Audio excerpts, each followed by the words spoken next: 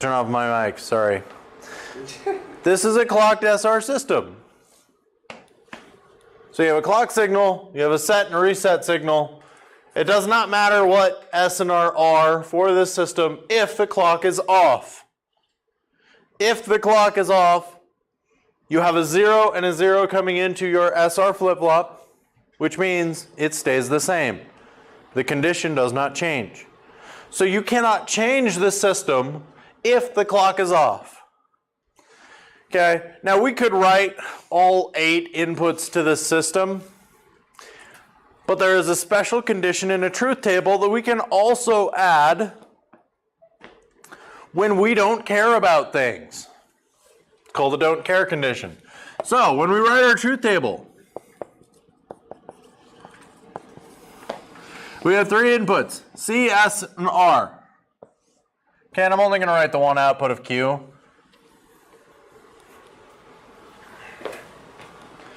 If C is 0, it does not matter what S and R are, which is why I draw an X there. If C is 0, Q stays at the state that it was previously. There is no change. Now, if the clock is on and both of these are off, then Q stays at the state it was originally. If the clock is on and you have a reset, Q is equal to 0. If the clock is on and you have a set condition, Q is equal to 1. If the clock is on and both of these are on, we're going to draw an X there because we don't. First of all, there's actually no deterministic way of finding out what happens after the clock turns off. Which one of those is going to turn on? So what we do is we just simply say, this cannot exist, or we do not care about this condition, because we would not expect both the set and reset to be pressed at the same time. Okay? This is the first time we've seen X's in a truth table. We just simply do not care. Okay? So does this make sense for a clocked flip-flop?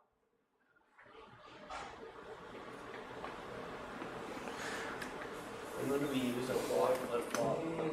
What? Like, can you give an example of like what it'd be? Yes, but later. Well, we're gonna do an example in class first, and then we'll do that. Okay. But yeah, just bear with me because we're getting to something where basically, okay, I guess preview. A clocked system is necessary because you can't have continuous update systems. You just can't, or else it's constantly reading everything. In this type of a system, you have to be able to remove and replace digits that you're reading, which takes a finite amount of time. Like, it actually takes several nanoseconds for these gates to update, so we can't have our system read any faster than that. So because of that, we have to have clocked systems for basically every processing system that we have. Unless your processing system takes a second, then it doesn't matter, because then your state stays about the same for about a second. Then it doesn't have to be clocked. But most of the systems we have are clocked for that reason. Because we need that, we need to be able to get that accuracy. All right, I'm going to give you some examples, okay? All right.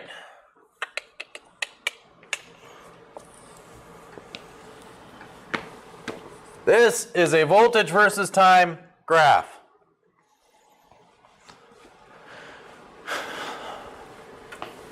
Okay, and here I am going to get green is going to represent my set condition.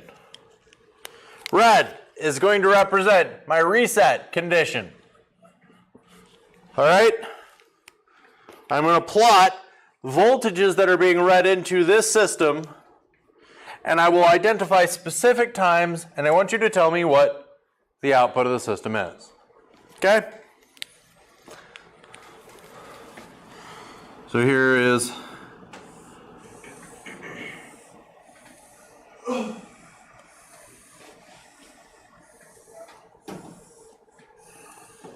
we'll have a normal clocking signal. It turns on and off regularly.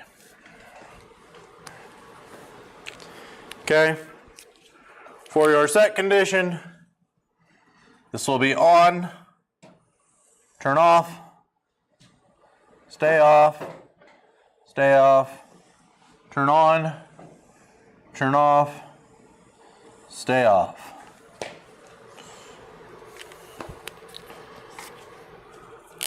For our reset condition, this will be on, well, this will be off, turn on, turn off, turn on, turn off.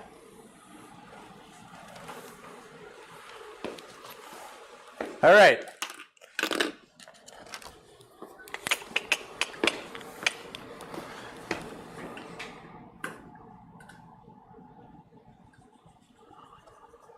We'll call this state 1. We'll call this state 2. We'll call this state 3. We'll call this state 4. We'll call this state 5. This will be state 6. This will be state 7. And this will be state 8. All right? What is 1? Is it on or off?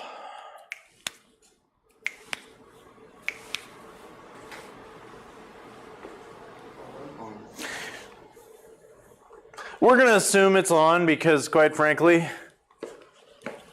this signal is already on, and that's a set condition. So we'll just assume that this is on. So we'll write Q for Q being on. Or I guess I'll just write down here Q is 1 here. What about 2? What is Q at state 2?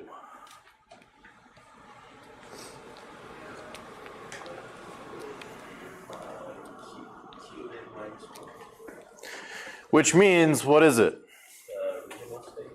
It is the original state, which is the state that was just put in.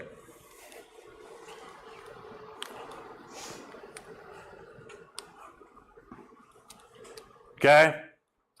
What is Q at 3?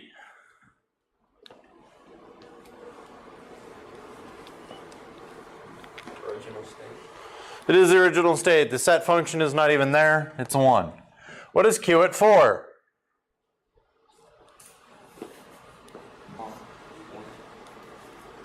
It's still 1.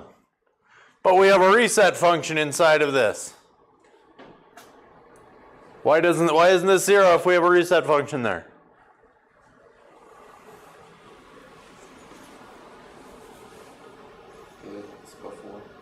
Yeah, quite frankly, it's just because we took a measurement prior to that reset function showing up. So this is still a 1. State 5, what is it? 1. Oh, 5? 0. Well, you gotta give me one answer and stick with it. 0. He says 0. Anybody else agree, disagree? Jeremy, what do you think? Do you even know what you're agreeing to? Original. 0. Original. I think it's 0. I think it's 1. 0. You think it's 1, you think it's 0. What do you think, Hyunjun? Just like, I don't get involved in fights. It's 1, 0. So there's some consensus here. There's 1s and 0s. Let's look at this, okay? 4, the answer is 1. The problem is that at this state right here, doot doot, the clock signal is on, and so is the reset signal. At that point, it actually does turn to 0. Which means when it goes into the clock off cycle, when it becomes Q is equal to 1, this stays at 0. Which means 5 is 0. That was a good guess, though, and I applaud the fact that you took a stand. But my guess was better. Oof. And here I thought I was the one being thrown down in this class. All right, what is state 6? Why do you say 1? Because it's set again. Because right at the beginning of this clock cycle, it is also set again. So this becomes 1. What is state 7? 1. But we have a reset cycle. It's not clocked. It's not clocked. What is state 8? It is still 1. Welcome to the confusion that is clocked systems. And this is actually a giant problem. Okay? This might be the prettiest thing I've ever drawn in any of my classes. No, it looks good. It looks like New York. Thank you. I'm gonna go be an architect now. No, don't be architect. I will not be an architect now. They are artists. It sounds like you've been talking to a civil engineer. Yeah. My old professor in college, I told him, like, I want to be an architect. And he's like, don't do that. Like, why not? They're glorified finger painters. Okay. Oh, no. It's covered on his. This No, I just refreshed. How many people are in your room at your 6? All right. So how do we address this issue? Okay. The problem with a clock system that works like this is that, quite frankly, if this system turns on before you measure it or after you measure it, you may actually have a different signal. So here, even though this is 1, at this point you have a Q naught. Q is equal to Qn minus 1, but it has to change to 0 because the reset condition happened even after it was measured. This is a problem. Okay? This is actually a huge problem. So, here's how we address it.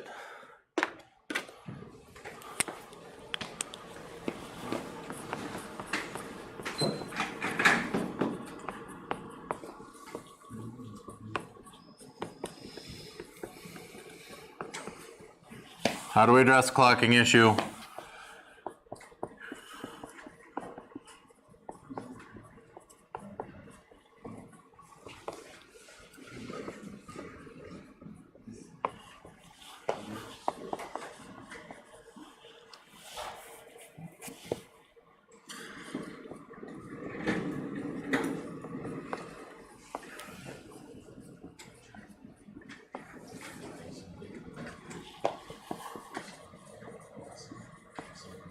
So here, if the system changes after it is read, then Qn1, n minus 1 may be different from the read value. What we need is finite measurement times.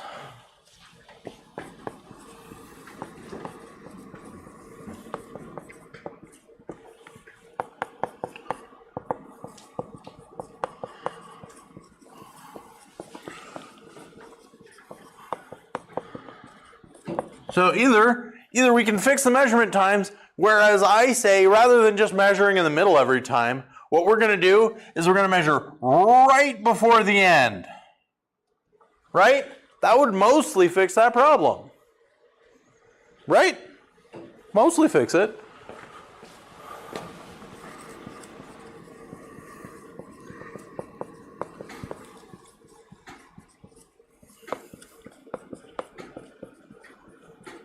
However, it may not completely fix the problem because you may still have, in that brief moment, you may have it shut off again. Or, on the other end, you could only measure when the clock is off. That'd be another round, because then you know what values are actually being stored. Okay? So you could fix the measurement times. But there's a second option here.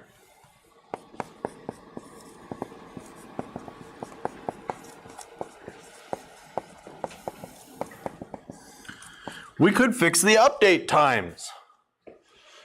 Okay, as of right now, this allows for an update every time this clock signal is on. We can do better.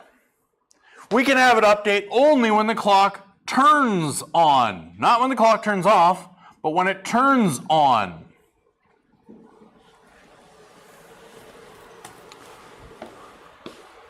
Okay?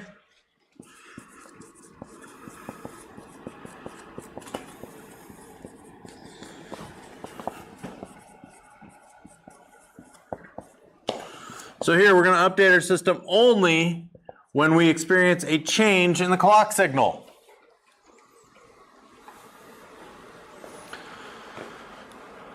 Okay? So we have to define two terms quickly.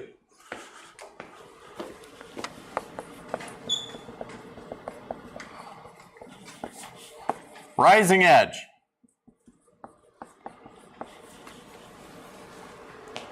The rising edge is when a signal turns from 0 to 1.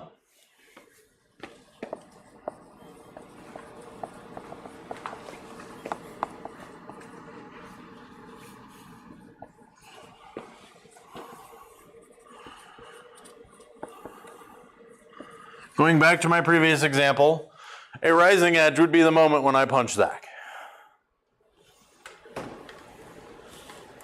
Quite frankly. I don't know why violence is the best example today, but whatever. A falling edge is the opposite of that.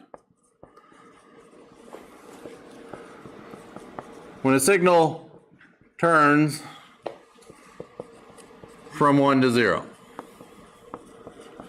So this would be the moment when my hand leaves Zach's arm. You are no longer in the process of being punched. You have been punched, but I'm no longer touching you. To which I could say, you have no proof, other than that giant bruise and the fact that apparently you almost died, because apparently I use lethal force when I punch people. What? Yeah, apparently I only lift like this.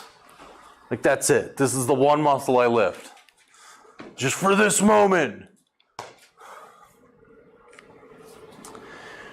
Okay, does this make sense? What a rising edge and a falling edge is. Here, if we do instead of doing a clocked set reset function the way that we set it, if we do a rising edge set reset flip flop, this would look different.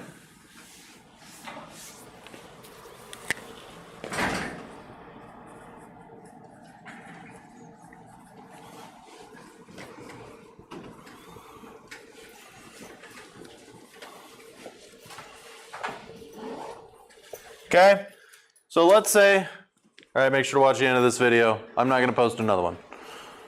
You can head out, Gerardo. Or you can stay here and then show up late, whatever. And then you don't have to watch the rest of this video. If we do a rising edge SR flip-flop, how does this look? Okay, well here, signal 1, we're just going to assume that it was on previously. Here we have a rising edge. At the time of the rising edge, the set signal is on, which means at state 2, this is on. What do we have at state 3?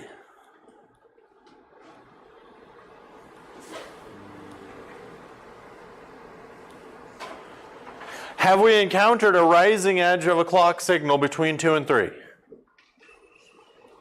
No. Have we encountered a rising edge of a clock signal between 3 and 4? Yes.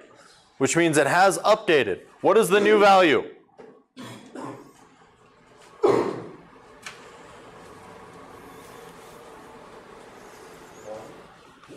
It's 1 because the new value is the old value. Here, we don't have a set or a reset, so it stays at 1. Is there a rising clock value between 4 and 5? No, so it stays the same. Is there a rising clock value between 5 and 6? Yeah. Yes. At the time of that rising clock value, Is it a set or a reset? That is a set. What value do we have then?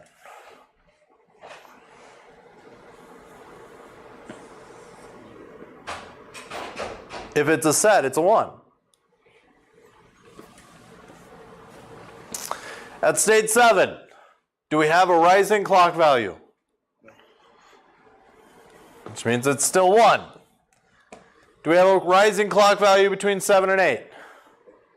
What is the value at that rising clock value?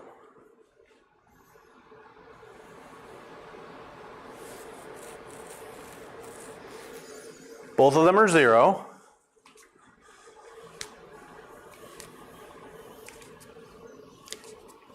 Which means in an SR flip-flop, when both of your inputs are 0, what does it do? 0, 1, or 1, 0. It stays on the last input. All of those are 1s.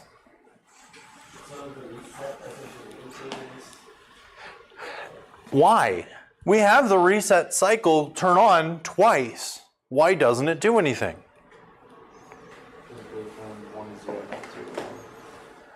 What's that? Because it's all falling. Because, yeah, it's only present on one falling edge.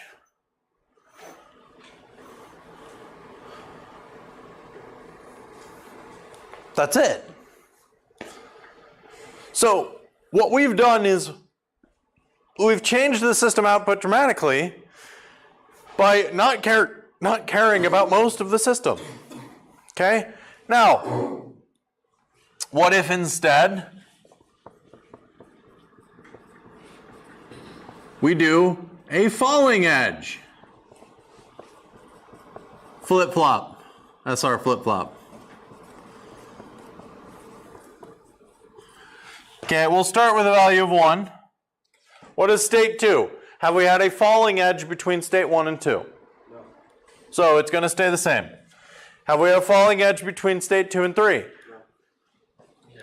The answer to that is yes. You can't just say no to everything, man. Do you know everything?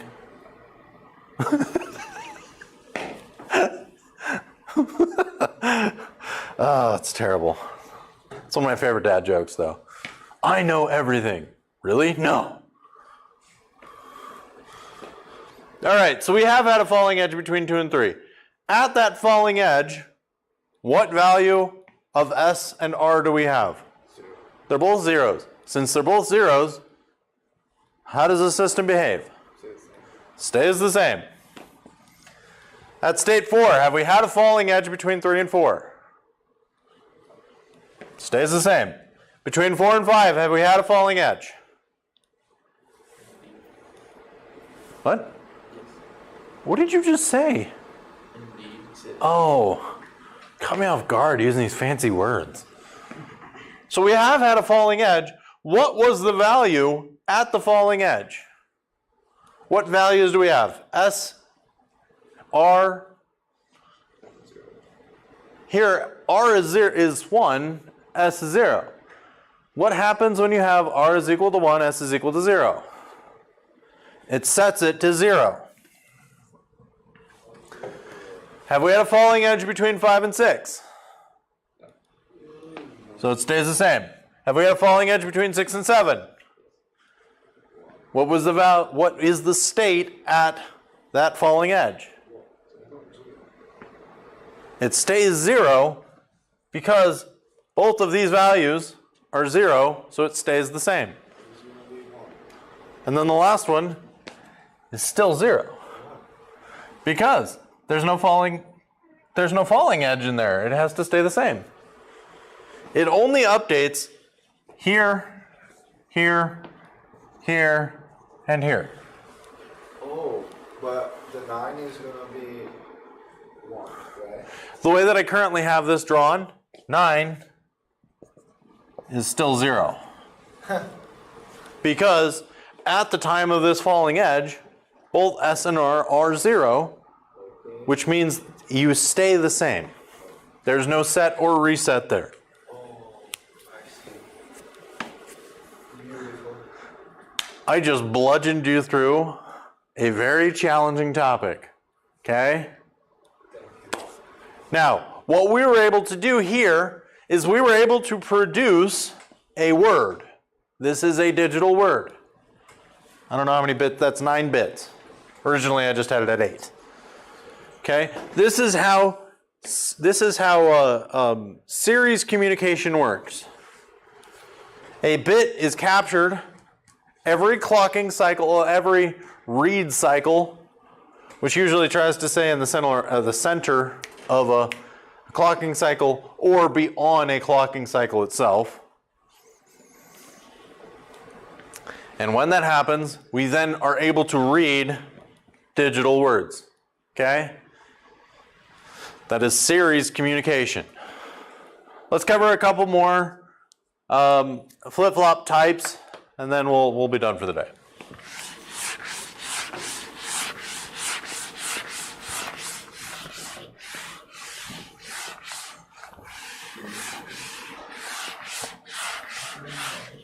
Really is a lot of information to cover in Chapter 7. Okay. So now what we're going to do is we're going to talk about a D flip-flop.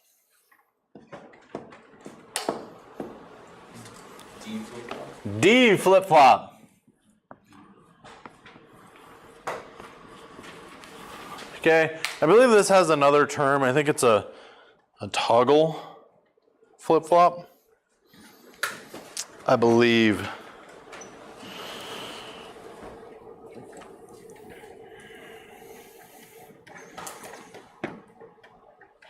Oh, it's also called the delay flip-flop. Not really get you from. Yeah. So this is also called a delay flip-flop. And here, I'm not going to draw the circuit for it because it's not even presented in the book. You can find this online. But basically what you have is this is a microchip. Where here this is D, this is C, this is Q, this is Q naught. Okay? This is, by the way, how microchips are represented. When you have this, we'll draw our truth table out. So here we've got C, D, Q. If C is 0, and here what we'll do is we'll say that this is a rising edge.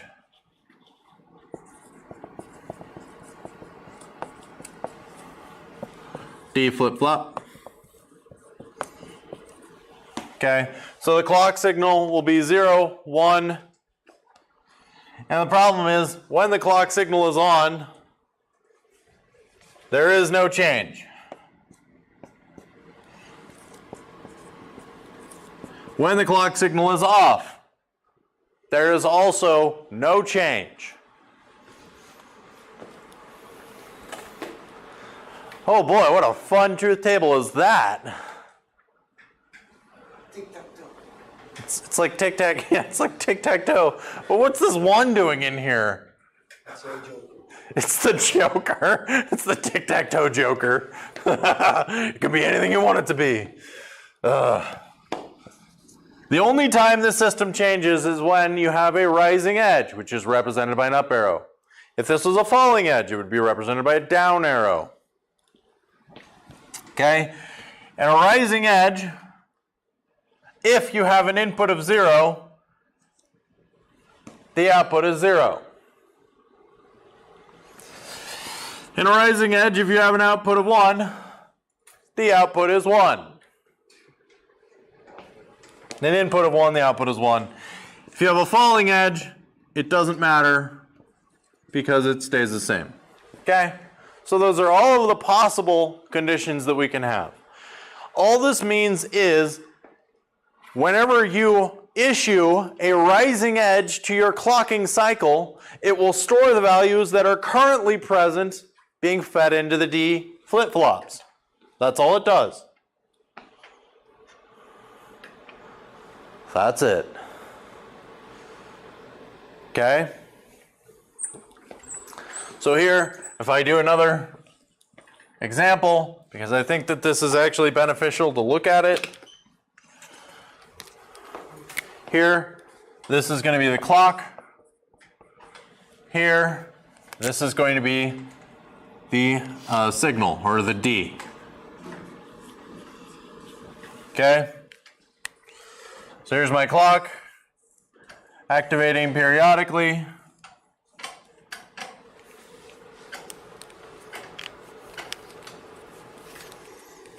Here's my signal.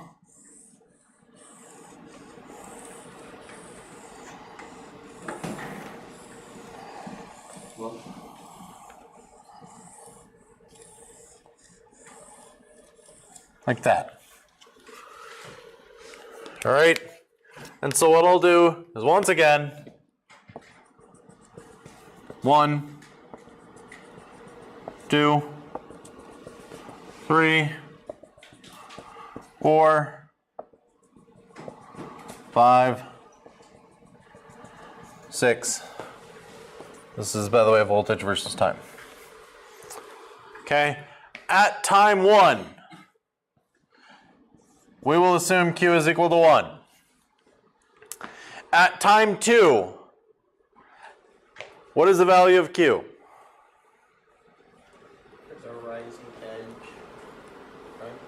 There is a rising edge for the clock signal here, yes. And the signal, but the signal's off, right? The signal is on at the rising edge. Or So it's gonna be 1. So it will be 1 at 2, even though the signal turns off. I know, it's a little confusing. I'm sorry. So if the bit went to 0 just before the rising edge, then it would be 0.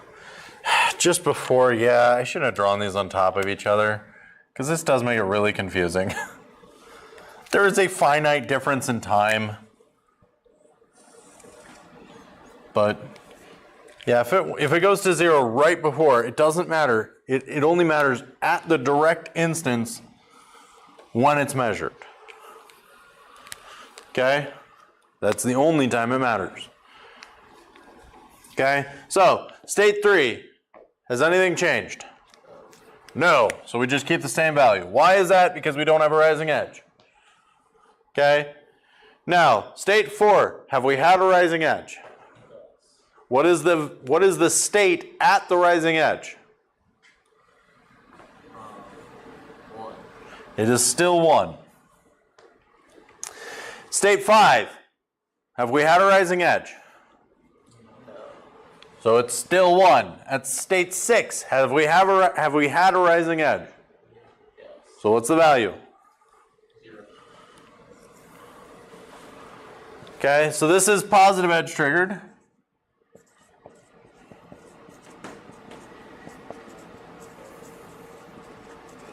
Let's do a negative edge triggered quick. Does that mean falling edge? Yes. So here we'll assume that it's 1. Have we had a falling edge? Well, yeah, negative edge, falling edge. Yeah, I just call it a positive and a negative edge. Oh, that's weird. Is that not correct terminology? I don't even know if that's real. I thought you were just introducing like another way to say it. It's possible, but I might have just made that up.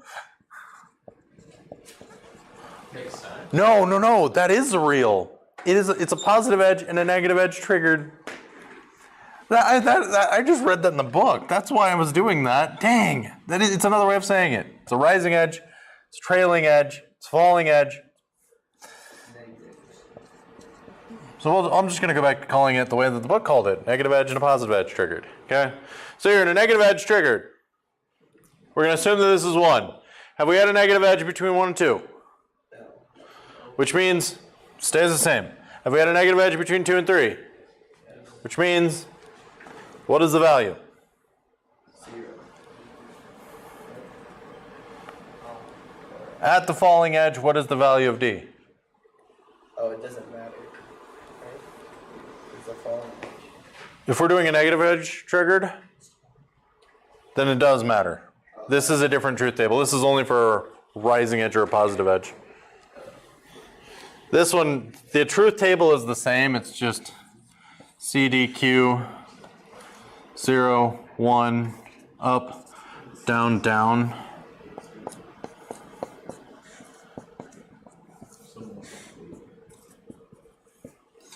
And then this one is 0, 0, 1, and 1.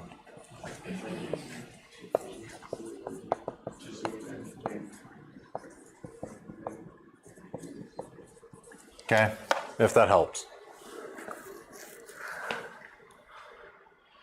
Okay, so at 3, have we had a falling edge between 2 and 3? Yes. So what was the value at the falling edge? It was 1. It was 1, which means it stays 1. Have we had a falling edge between 3 and 4? Which means it stays 1. Have we had a falling edge between 4 and 5? What's the value at the falling edge? 0. Have we had a falling edge between 5 and 6? Okay, now I'm going to introduce one last kind. This is just a regular edge triggered. It means positive or negative anytime it sees a change in the clock signal. Can I ask like a situation? So like if it was 0 at 4, Huh? and then we had the falling edge between 4 and 5 at 0, that would also just stay 0. I guess that's Yeah. That's because here, if you have a falling edge, it only cares about what the state is at the falling edge. It doesn't care about the previous system behavior. Oh, okay. Because I was looking at the rising edge one, so that, Oh yeah, here. yeah, because that's different. For that one, this is different. And for just a regular edge triggered, this means anytime it sees a change in the clock signal, it updates. Okay? And here, we have a change in the clock signal between every one of these numbers. So, yeah. All right, we'll assume that it starts at 1. We have a change between 1 and 2 because it rises. When it rises, what do we have?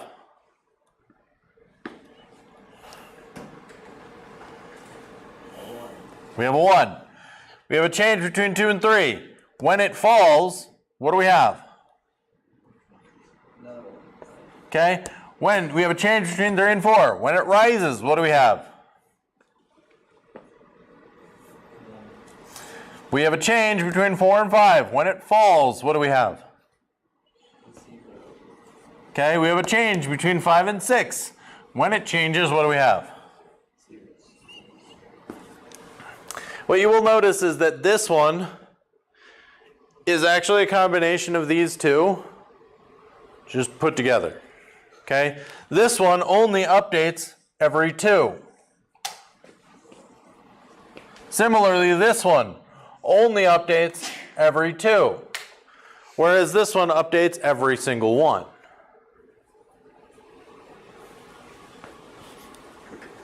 Just because that's, you only have a rising edge every full clock cycle, whereas you have 2 edges in a full clock signal. All right, one last kind of flip-flop. I know, right? This is,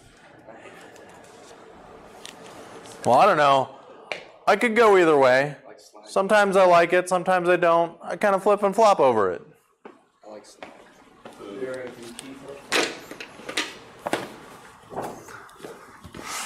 Boy, this would be a fun lecture to watch online. I might spend the rest of my day watching this. Just giggling. Flip-flops. There's been years when there hasn't been stuff there. That's gross. There's been a year, remember? Have you said that? There's been a year that didn't do stuff. Is that date? That's too late. All right. We have one more kind of flip-flop to cover. There are actually a few other kinds of flip-flops, but these are the most common: the SR flip-flop, the D flip-flop, and the JK flip-flop. Okay. Now, what the purpose of a JK flip-flop is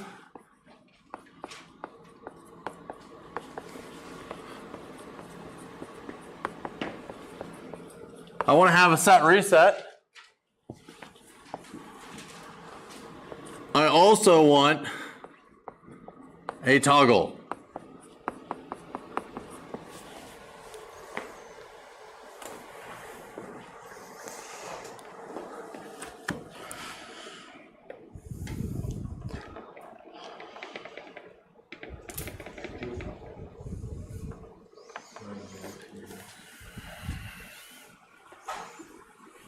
Okay, so I'm going to give you a truth table. Basically, the way that it looks is, again, we're going to get into microchip terminology here. This will be J, this will be clock, this will be K, this will be Q, this will be Q naught. Okay, and this pin here that would be coming out of the microchip would basically be nothing. There would be no logic connected to it at all. It would basically just be there for structure. And they do that in microchips. Because it does look cool. Like, look at that pin. Look at how cool that pin is. I mean, it looked like 10 times less cool if it was like that. No, it's actually for manufacturing. They install the pins and then they install the circuit board on it. But the same pin casing has been used for like 50 years. So they don't have to change anything. You just have a pin you don't use. It's not going to help anybody to have that pin gone. It's actually, it's ironic because by adding it, it makes it more efficient for them, but it's a waste of material. So it is both efficient and inefficient at the same time. We're having one of those JK flip-flop kind of things, where it is both one condition and the other. It is efficient and inefficient. Whatever. All right, so with the JK flip-flop, I'm going to write, I'm just going to write an edge triggered.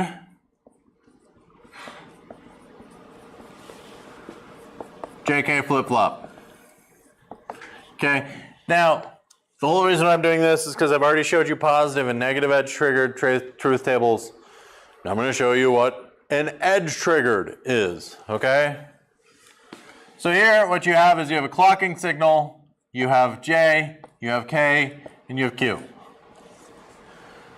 If the clocking signal is 0 or 1, doesn't matter what J and K are, Q stays the same. If the clocking signal rises, then you have 0, 0, 0, 1, 1, 0, 1, 1, and then you have the exact same thing if the clocking signal falls. Okay? Which leads to a total of 10 entries in your truth table. Because you have 4 conditions where it's rising and 4 conditions where it's falling. That's fun. So the way that this works is if both J and K are off, then this is the memory condition. Okay? And that doesn't matter rising or falling. We're basically going to recreate this truth table twice. If K is on, but J is off, this is going to be our reset condition.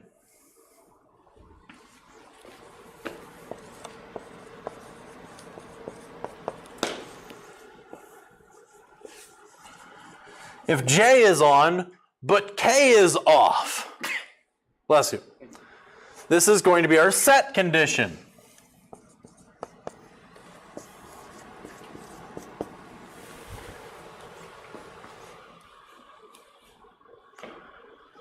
And lastly, if they're both on, this is going to be our toggle condition. Which means it is not the previous output.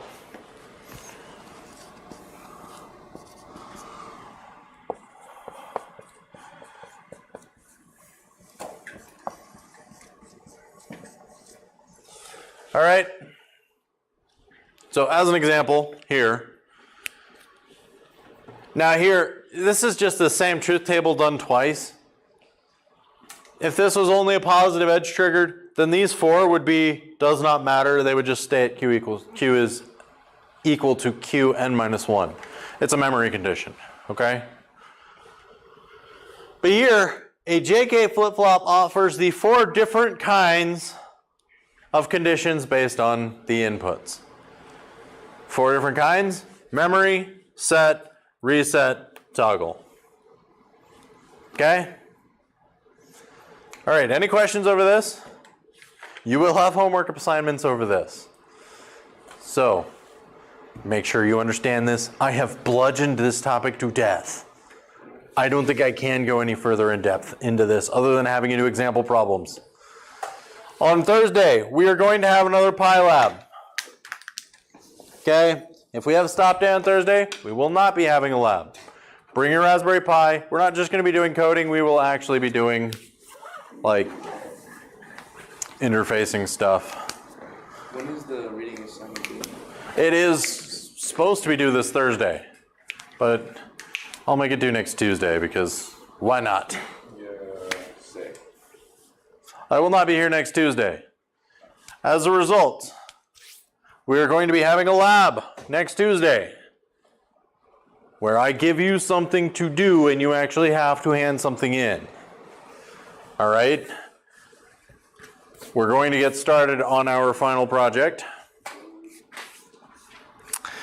And I've decided I want all of you to learn how to use a program called Eagle.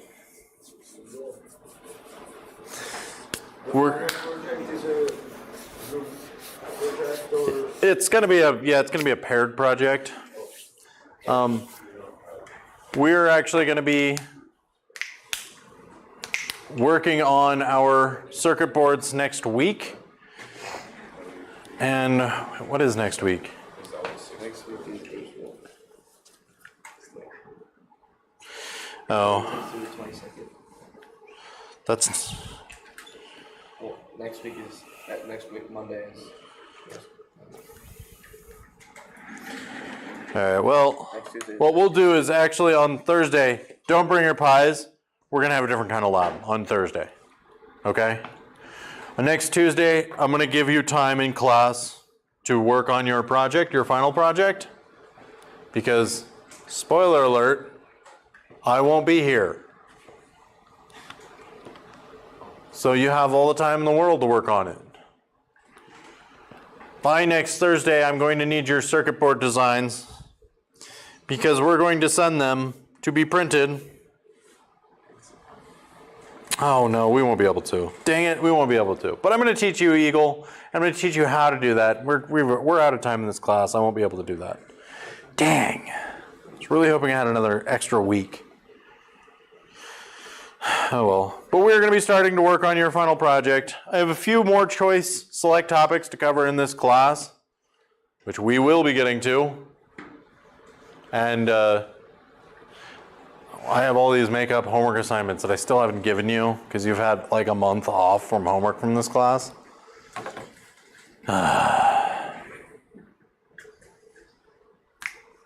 You lucky ducks. All right, I'll see you on Thursday, hopefully. No.